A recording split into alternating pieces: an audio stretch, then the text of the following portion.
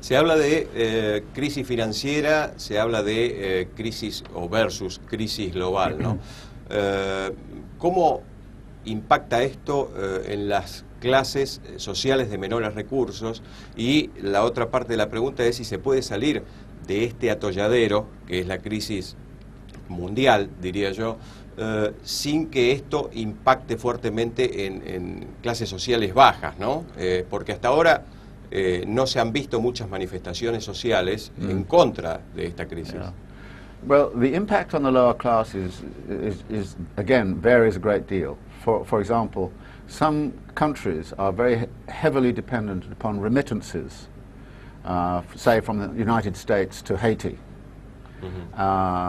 When things went bad in New York, a lot of the maids got laid off, and the remittances going to Mexico, Haiti, fell by about 1/3. The same thing happened in the Gulf states when things started to go wrong in Dubai, that remittances to India and to the Philippines started to fall off. So the lower classes got hit in those countries by this. The other thing that happens is that when the state economizes, and the financial crisis has largely been solved at the expense of state money bailouts. We are now looking at a situation, as in Greece, of a fiscal crisis of states. And the answer that is now being proposed pretty much universally throughout the G20 is austerity, which is completely the wrong policy in my view if you wanted to save capitalism.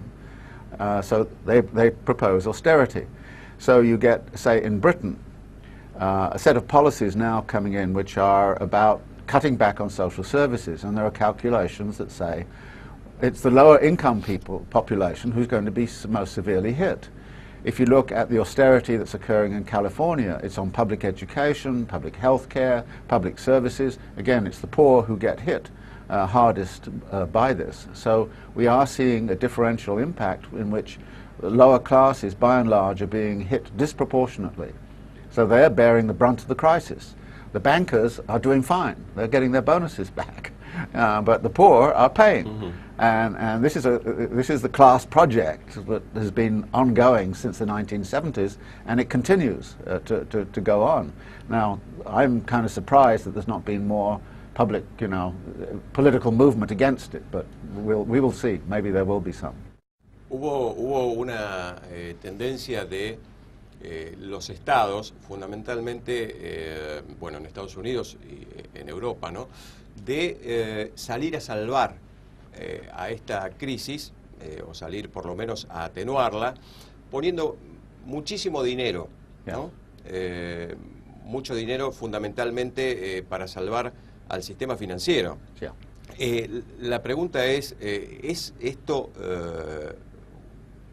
una actitud de salvarse a sí mismo como clase? Sometimes it looks like that. There's very interesting question as to whether a class saves itself or whether the class saves capitalism. And right now, I think the class is more about saving itself than it really is saving capitalism. If they really wanted to save capitalism, I think they would go to a more Keynesian kind of policy instead of the monetarist austerity policy that they are going for. So I think it's more about the class saving itself and saving its own wealth and power, which it has been doing since the 1970s onwards. I mean, look at all of the data. The amount of social inequality in the United States has risen immensely, and it's risen almost everywhere. And even in the crisis, the number of billionaires in India doubled last year in the midst of the crisis. So you see the class is doing very well. It's the rest of us are doing very poorly. Si tuviera que visualizar una salida ideal para todo esto, ¿no?, de acá al futuro, ¿cuál es su visión sobre esto? ¿Cuál es su visión sobre este sistema ideal para buscar una solución y qué alternativas, en todo caso, se pueden visualizar? I think there's a short-term possibility for capitalism, which is to take a Keynesian path. But a Keynesian path would mean you'd have to re-empower labor. That's the core of the Keynesian solution. Because right now the capitalists are far too powerful and labor is far too weak. And you have to re-empower labour so that labour can actually recuperate much more income, which then creates the market. And you're beginning to see that happen in China. Social movements in China have grown up in the factories, and wages have increased by about 20 or 30% in China. So the one part of the world which is taking a Keynesian path is China, and they've been growing at around 8–10% per year. Now that's a short-term solution, and my view of this is that it would be a short-term saving of capital from itself by going that path, but I don't think that's sustainable into the future.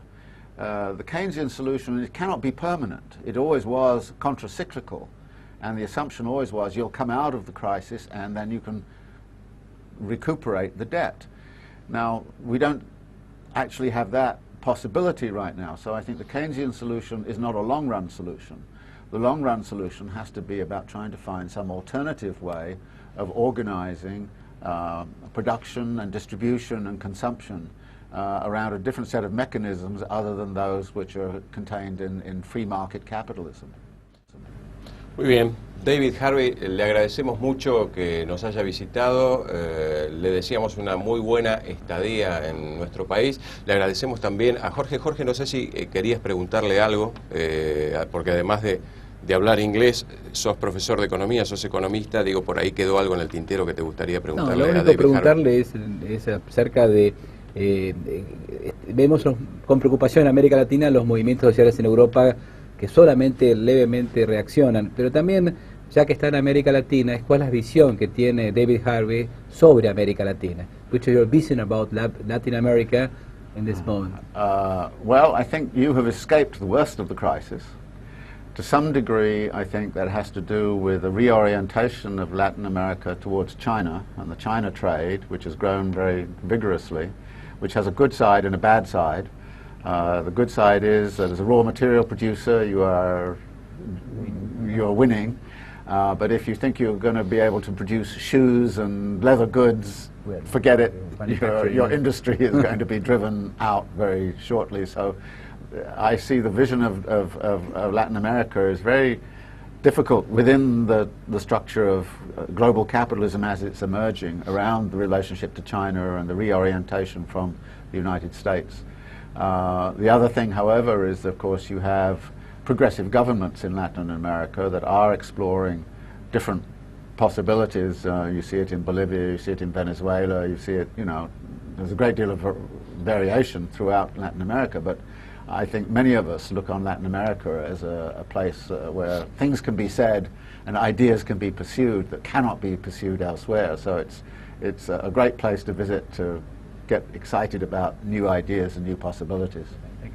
Bueno, nuevamente muchas gracias David Harvey por haberse venido hasta aquí para realizar esta entrevista y le agradecemos mucho. Seguimos en el cuarto encuentro de Economía.